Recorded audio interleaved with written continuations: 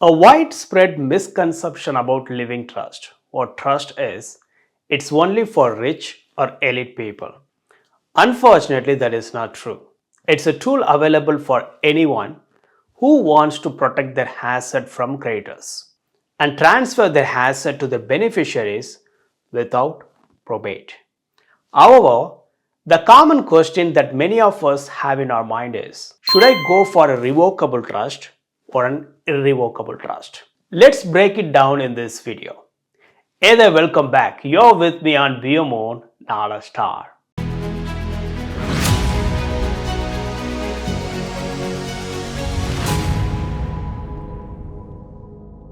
Before we go deeper into that, let's understand what is probate and what is trust.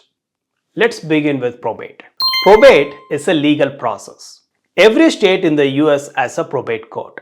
If you die with will or without will, your family members or your beneficiaries must go to probate court in order to distribute your asset to your beneficiaries.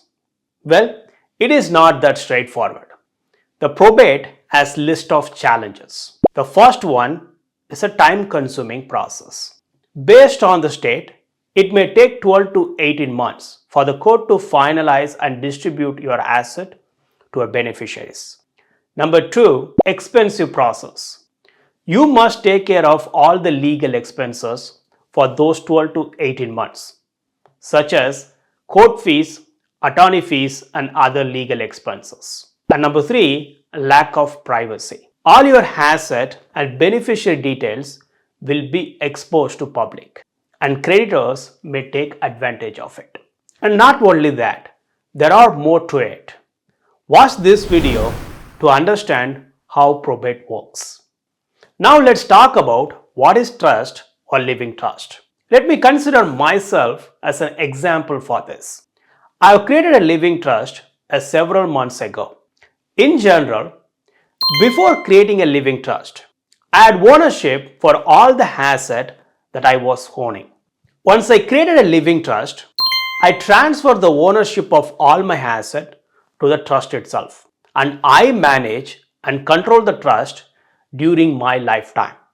And upon my passing, someone must step into my shoes in order to distribute all the asset. That person is called successor trustee. One of the biggest benefits of having living trust or trust is to bypass probate. Now let's talk about the key players that you must know when you create a living trust. The first key player is trust maker. The person who creates a trust is called trust maker. In my case, I created a trust, so I will be the trust maker. And the second key player is a successor trustee. A person or an organization who can step into trust maker's shoes to manage the trust and to distribute all the asset to their beneficiaries. That person is called successor trustee. Well, you can have more than one successor trustee. The third key player is a beneficiary.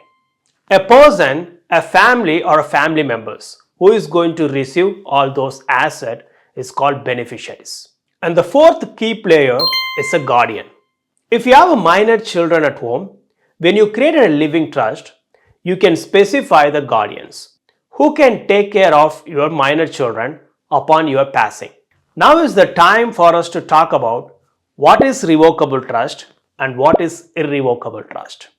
To understand this further, let's say Mr. John has list of these assets. When Mr. John was creating a living trust, it transferred the ownership of all this asset to the trust itself.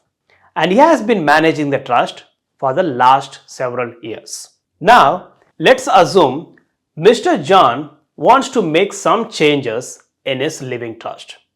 For example, he is going to buy a new property a few weeks down the line, and is going to sell his old car and going to buy a new car, and is going to create a new investment vehicle or investment portfolio, and the list goes on and on. And that's when the revocable trust comes in place.